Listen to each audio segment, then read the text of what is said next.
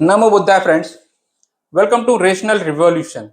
Here we explore truth, justice and equality beyond caste, religion and blind traditions.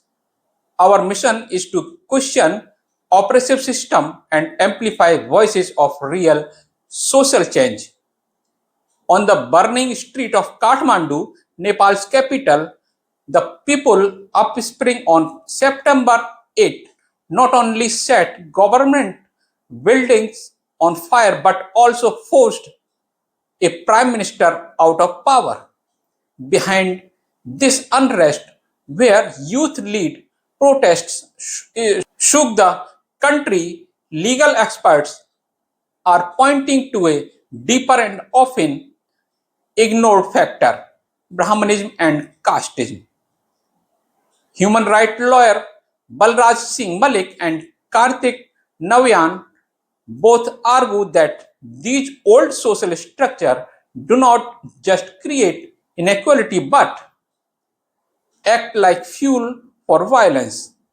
Looking at history and recent data, they explain how the dominance of Brahmins in Nepal's state machinery created anger, nepotism, and finally a revolutionary rebellion among the Gen Z population. According to Advocate Malik, Brahmins make up only about 12% of Nepal's population, yet their influence in government and constitutional positions has been far greater. When combined with Kshetris, also called Khas Arya, these two groups account of 28% of the population but control most of the country's resources and power. Malik says this unrest is not only against one government but against centuries of Manwad and Varn system. He adds that this system survives by spreading an unscientific narrative that people's suffering is the result of their past life's karma, so they must silently accept oppression. Malik sees the youth uprising as positive, saying young people want to live free of caste, religion, and language divisions and instead connect with the world. Navayan supports this with data.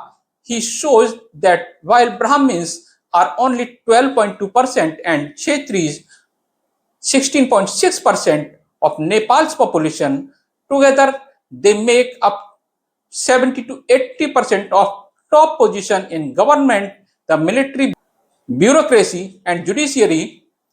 Recruitments data: top positions in government, the military, bureaucracy and judiciary. Recruitment data confirms this. In 2017 to 18, Brahmins held 33.3% of new government jobs, and in 2018-19, Brahmins and Kshetris together occupied 55% of civil service entries. The dominance and encouraged nepotism and corruption, where jobs and resources are given based on caste and family ties rather than merit. Nepal ranks 107 out of 180 countries in Transparency International's Corruption Index.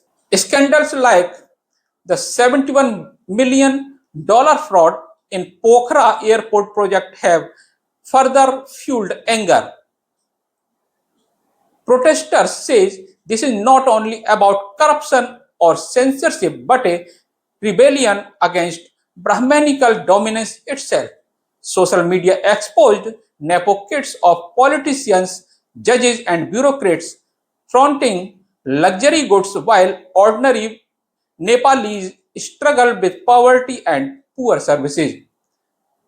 Corruption: the protests left at least 19 dead, hundreds injured, and ended with the resignation of Prime Minister KP Sharma Oli. For many, this is a movement not just for accountability, but also for ending caste-based privilege. A journalist, Pratima Misra, said, "This is not only about corruption or censorship, this is a revolt against Brahmanical supremacy." Thank you for watching Rational Revolution. If you believe in equality, region, and justice, join our community by subscribing and sharing this message. Together, let's build a society based on truth, not oppression. Let's meet in next video. Till then, Namo Buddhaya.